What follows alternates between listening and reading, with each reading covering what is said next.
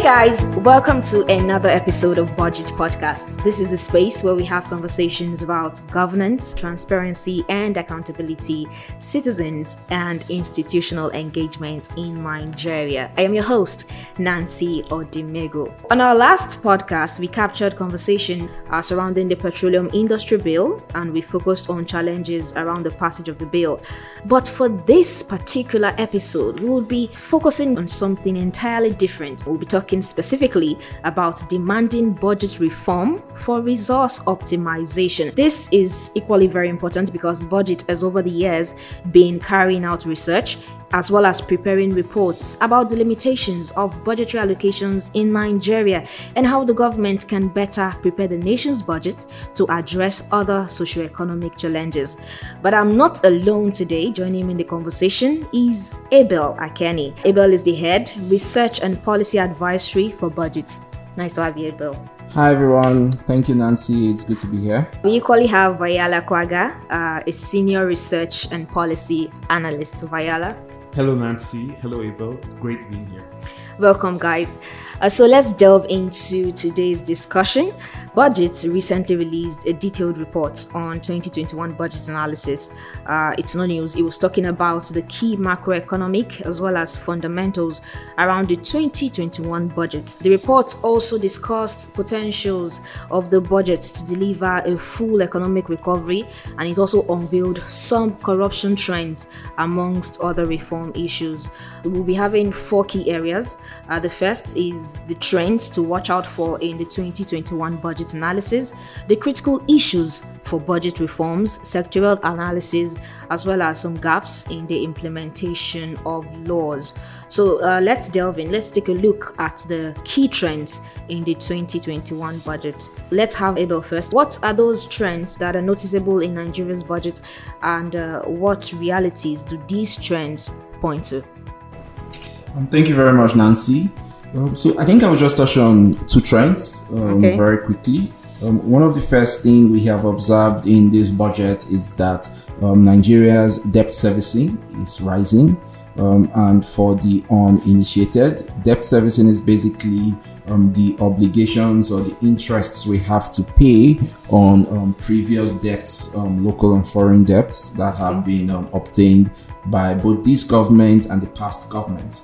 For 2021, the total projected amount we would spend on debt servicing comes to about 3.31 trillion, and that will wipe out nearly 41% of Nigeria's projected revenue.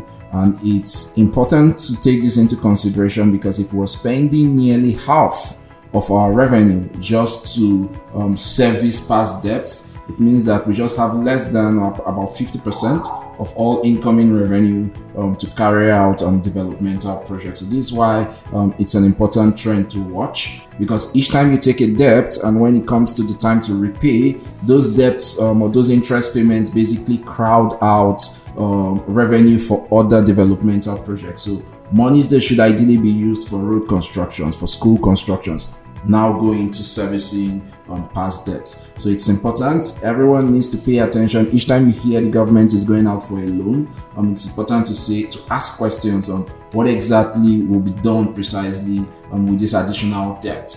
Just recently, the federal government had announced that they will be obtaining, or they went to the National Assembly to seek for approval to get about 2.3 trillion naira additionally. Citizens need to step up and ask, what exactly will these monies be dedicated to? Because ultimately, future generations will bear the debt responsibility for debt servicing. So that's one interesting trend, albeit a dangerous one, we have seen in the 2021 budget.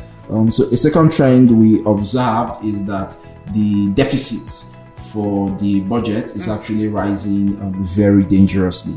And what do we mean by deficit? Yes. So essentially, deficit is the difference between the government's total projected expenditure and what we can expect to get from all our revenue sources. So the difference is referred to as the deficit. And very often, the government might finance that by borrowing from either the local capital market or from foreign investors. Those are two popular ways for financing deficits. In Nigerian's case, there might be situations where we may look at selling off past some previously owned government assets, but these are options for financing the deficit. And what we've observed in 2021 is that the deficit currently stands at about 5.6 trillion, which is the difference between the revenue we're going to make, about 7.9 trillion, and the total expenditure we project, which is about 3.5 trillion. So that difference is what gives us this huge amount of deficit, for which we now have to run around helter-skelter to borrow. And just for context, yes, the 5.6 trillion naira deficit we have right now is more than 3 times what we paid in 2016 as our deficit, or what we spent as our deficit. So you can see that between 2016 and now, the deficit for the federal government has been rising. And it's important for Nigerians to pay attention to this deficit, because a huge component of this deficit might comprise of certain wasteful government projects and certain frivolous items in the government's budget. Some of those might be responsible for actually making the total expenditures balloon. So it's important for citizens to call on the government to say it's important to cut down the cost of governance. It's important to clamp down on frivolous items in the budget, as those are real ways through which we can reduce the current 5.6 trillion naira deficit. Otherwise, we'll find ourselves going cap in hands to borrow more funds, and that has larger implications for our future debt servicing obligations. So I think I'll pause here and let you have the floor. So speaking about implication here, let's go to Vayala Kwaga. What implications would this pose now to the economy, considering the debt servicing that is rising, the deficit and everything put together? I think the implications are quite straightforward. For one, there's going to be far less money that the government has to spend. And of course, there are several sub-problems that arise under that. Social spending is definitely going to reduce. Spending on infrastructure will definitely reduce as well. And these will have pernicious impacts on the incomes and livelihoods of Nigerians who are already undergoing serious amounts of suffering. But looking at some of the other implications of this deficit, you find out that where the government has less money to spend, it's even going to affect the private sector. Some people think about economics in terms of how much the government can bring into the economy through its investment and creating an enabling environment for businesses to thrive. And it's just common sense to think about it that where the government has less money, it means businesses will have less to work with. It means that the entire economy, from individual citizens to private sector entities to the government itself, will begin to do progressively worse. Less revenue means less expenditure. So I think if we look at these implications in terms of just how little will be left for the rainy day, just how little will be left for carrying out infrastructure, it really paints a very, very stark picture. The good thing is that we know what these challenges are. Solving them is a completely different question, because it would require the government to prioritize what it is spending on now. It would require the government to plug leakages in its spending, in its governance, in its administration of the country. As you mentioned earlier, Budget has done work in analyzing the budget, for example, the Nigerian budget. And we've seen that there are instances where wastages occur. These are not, out of the way. These are things that have happened several times. So we call upon the government to really comprehend that every little thing counts. It's one or two, several drops that fill up the bucket, but the drops have to fall. So these are the drops that we're referring to. These leakages, this wastage, this mismanagement, this inefficiency here and there. How can you gather these things together to ensure that revenue will increase at some point in the future, which will also spell well for expenditure for Nigerians and for our economic profile in general. It seems infrastructure is going to take the heavy blow. Abel already mentioned this. Nigeria's 2021 projected debt servicing, which currently stands at 3.32 trillion naira, will wipe out 41.63%. That's nearly half of the country's 2021 projected revenue of 7.99 trillion. Now, from this analysis, debt servicing is gulping 41, out of the projected 7.99 trillion naira. Now, this means that the government will have to borrow. So, how sustainable is this now? How sustainable is it if the government borrow more funds to sustain the budget? Abel. Thank you very much, Nancy, for that particular question. I think the direct answer to that is that it's very unsustainable. And no matter how hard the government tries to mask the problem, it will ultimately become visible. It will ultimately manifest. And I mean, if you think about it, right, look at the crisis we had in 2020, where we had significant drop in government revenue as a result of the COVID-19 pandemic and the fiscal shocks that induced. A situation like that actually means that the government will get less revenue. So even what it projects to borrow will be way more. So if we face those types of shocks in 2021, we may end up even borrowing more than is currently projected. But even more important than that is to realize that at our current revenue generation level, we are still not covering all our expenditure, even with the loans from conventional sources, from the local capital market, from foreign capital markets, such that the central bank has had to intervene over the past 5 to 6 years by lending money or by creating money. I think people call it printing of money, right? But Central Bank of Nigeria has essentially had to intervene in that way as the lender of last resort to the federal government. So when it couldn't get loans from foreign investors or from local investors, Central Bank had to step in. And that's not very sustainable when your Central Bank has to print to essentially create money just to support you on an ongoing basis. So beyond the government even going out to borrow from foreign or local investors, what they are borrowing is still not sufficient, because it's often very difficult for them to hit their revenue projection targets. So this is why we say it's not sustainable, because at the current rate, they still have to run back to the CBN to get extra funding. So I would say it's not sustainable. And if we rely also on the Article 4 consultation report put out by the IMF, the IMF put out a very damning statistics that should wake every Nigerian up. And they essentially said that at the current rate of borrowing, or at the current rate the country is going, that if the country experiences another set of macro-fiscal shocks similar to what we experienced during the COVID-19 period, by 2025, we would face a situation where the cost of debt servicing, which is the cost of paying back interests on past debts, would have risen to 237% of the revenue that will be made in that particular year.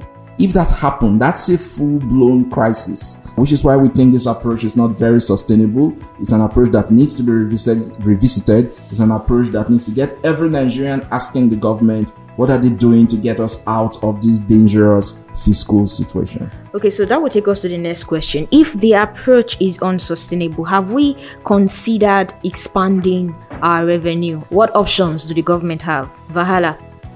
So, thanks for that question. I think the government has come out with several policy documents on how it intends to expand its revenue, from ramping up investments in agriculture and the numerous loans that the CBN asserts that it has provided to farmers all across the country to improve agriculture.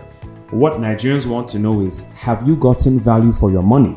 If you claim you have invested over 200 billion naira in the past 2 or 3 years, just how much evidence do you have that this 200 billion naira has improved the incomes of farmers in Nigeria?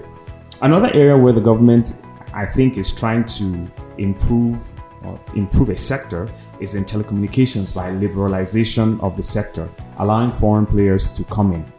I can say, fortunately, that the telecom sector is doing pretty well. Okay. A recent analysis of NBS figures on sectoral contributions to GDP from telecoms showed that it was the highest contributing sector even during the COVID-19 period.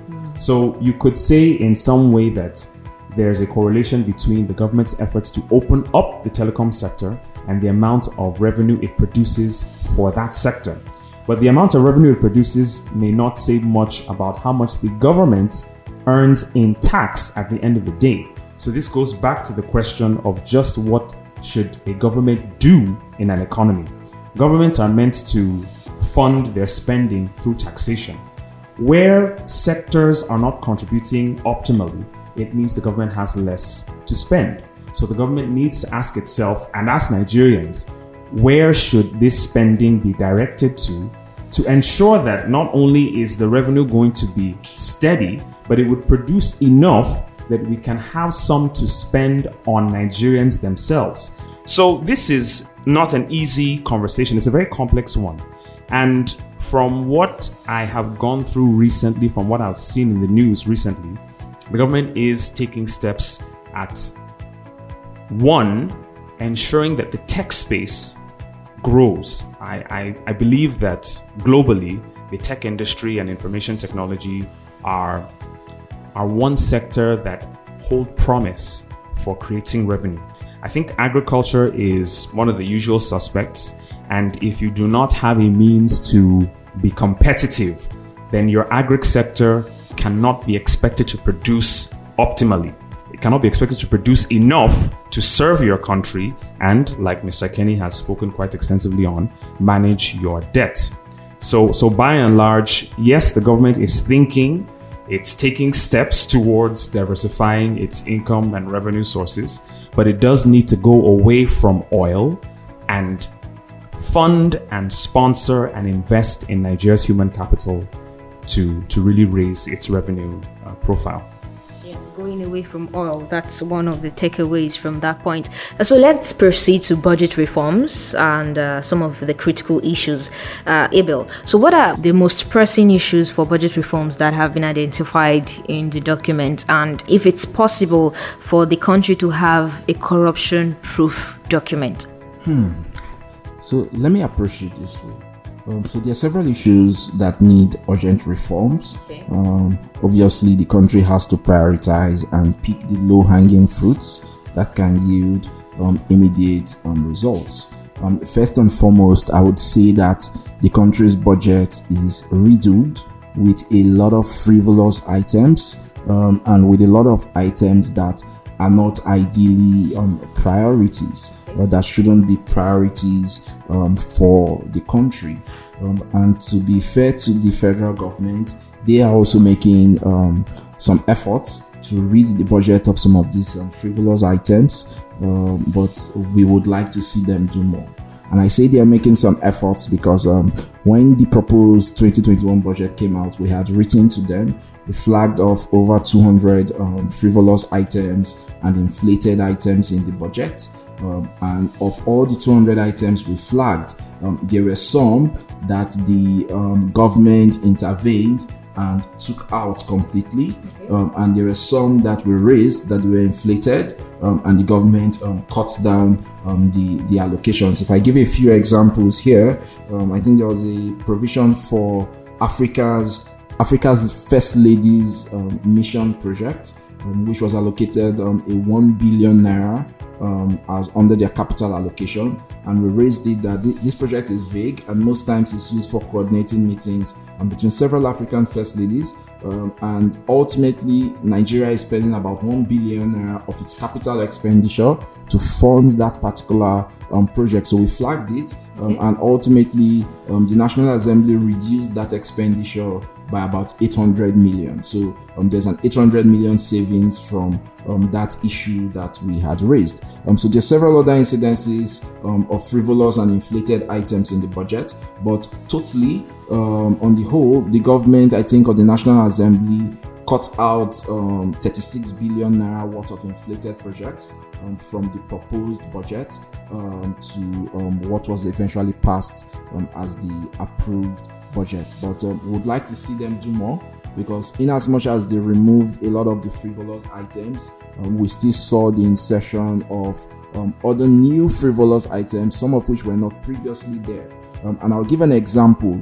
If you look at the NEBET's budget, the Bulk Electricity Trading Company, if you look at that agency's budget, we had previously raised that there was a 150 billion naira allocated for power sector reforms, and we had asked that the National Assembly and the federal government needs to clarify to citizens what are the components of that reforms.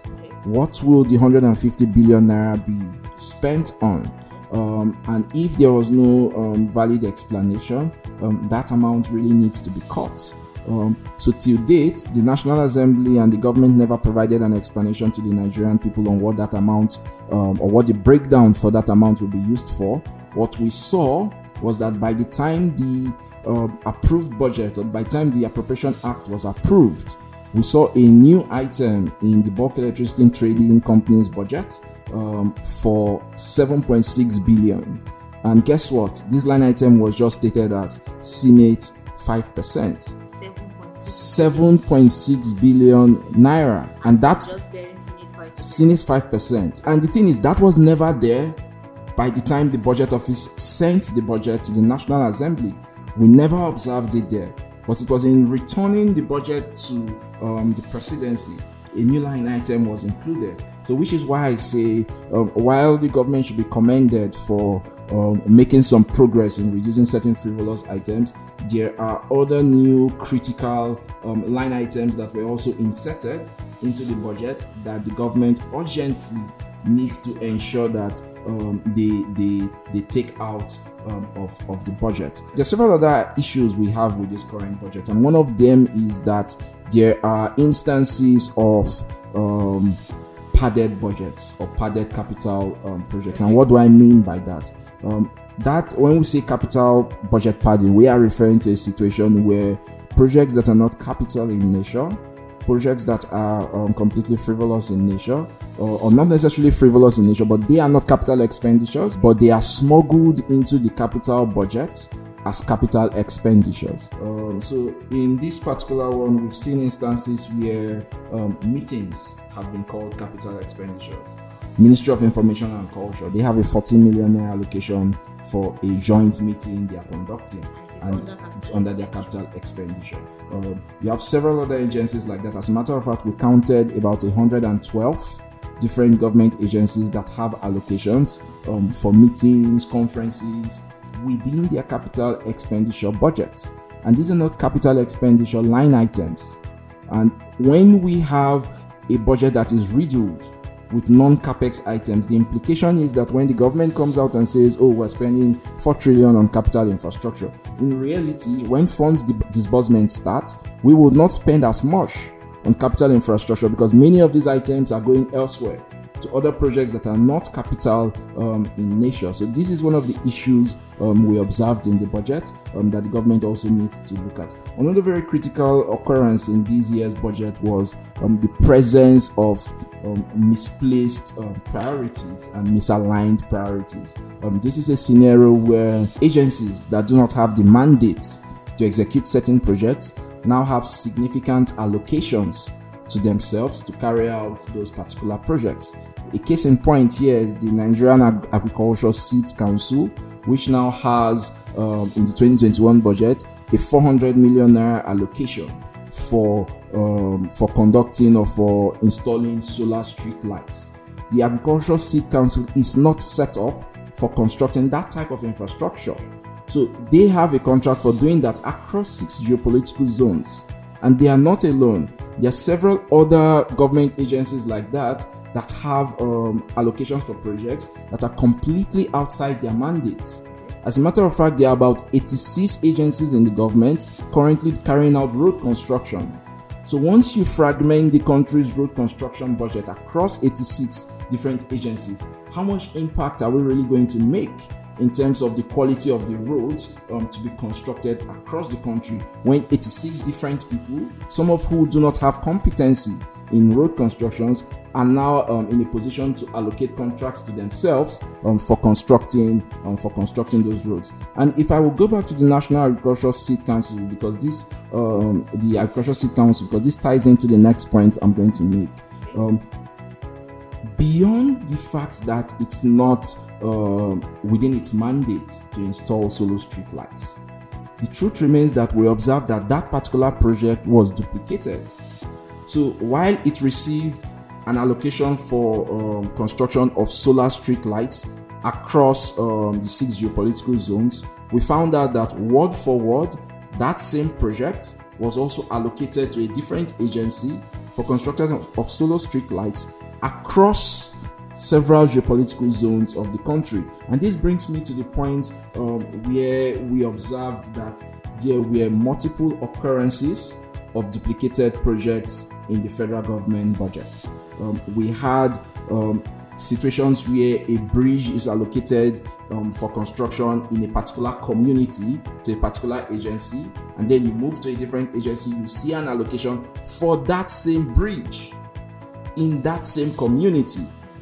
So there were instances like that across the budget, and we've counted them, and we're very happy to continue to share with the federal government and ensure that some of these duplications in the budget document are actually resolved. Let me ask, is it possible to have a budget that reflects the revenue strength, without depending solely or so much on borrowing? Wayala now.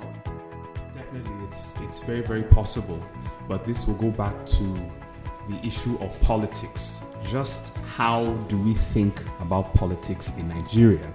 Is politics an avenue for people to enrich themselves, or is it an avenue for those in government, appointees, and the civil service to actually create value for money? Theoretically, people have governments because they can't do everything themselves.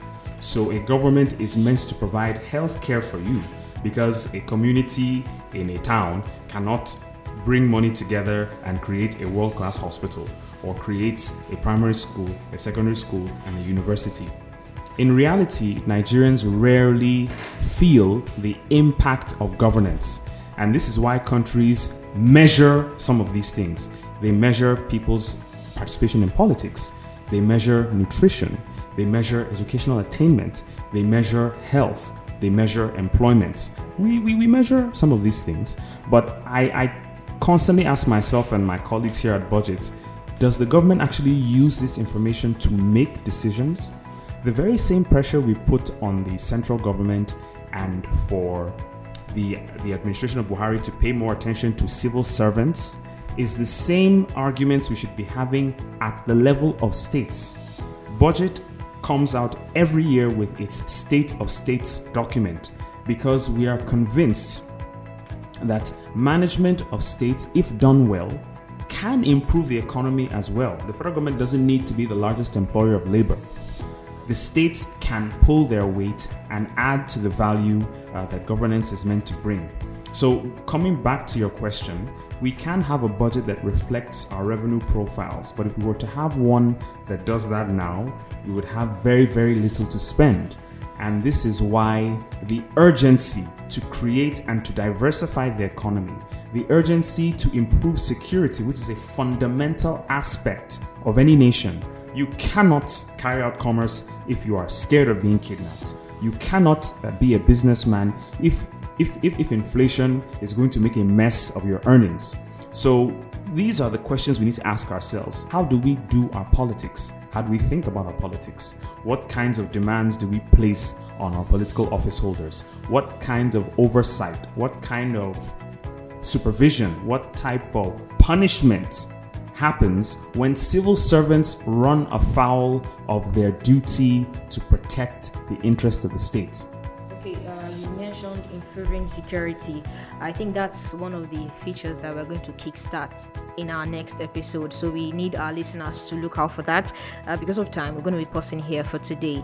But in our next episode, we'll be talking about sectorial analysis as well as some of the laws to be implemented, and we'll follow that up with recommendations. Abel mentioned misplaced priorities, frivolous items, and capital expenditure padding, and that was some of his response to having a corruption-proof budget. You also mentioned innovations from the tech space, technology, as well as telecommunication network. So because of time, we're going to take a pause for now. So thank you for joining us today. Thank you, Abel Akeni. He is the head research and policy advisory for budget, and Vayala Kwaga, senior research and policy analyst. Do you have anything to say, as your goodbyes for this episode? So I'll just round up by saying thank you for the opportunity to share our thoughts. We are happy to be here, and I would say that even before our next episode, there are recommendations for the government to pick up in the policy documents that we put out. So we are not just here to castigate the government. The ultimate role of having these conversations is to ensure that we get both citizens and the government interested enough to really take action and see how serious some of these issues are. Until we meet next time, thank you once again for having us. Thank you for having us. Thank you so much. Well, thank you for joining us today on Budget Podcast. Don't forget to send in your comments, observations, and contributions via tweets. On our Twitter page is at BudgetNG, on Facebook BudgetNG, and on Instagram it's also BudgetNG. I am Nancy, your host. Until next time, bye for now.